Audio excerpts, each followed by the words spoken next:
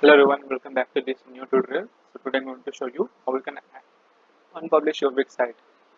So there maybe sometimes you will need to unpublish your site or maybe delete that site. So the unpublished thing or option is the good one to go with. So whenever you need to do it, you can do it by the method that I am going to show you right now. So click on settings. After coming to dashboard, go to website settings and just click on unpublished. So this pop-up will come and you can need to this unpublished like this.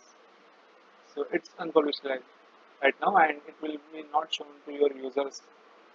So the link will be not shown. So the site will be not live basically. So that's why it's called unpublished. So you can unpublish like this. So this is how you can do it. I hope you get it. Thanks for watching.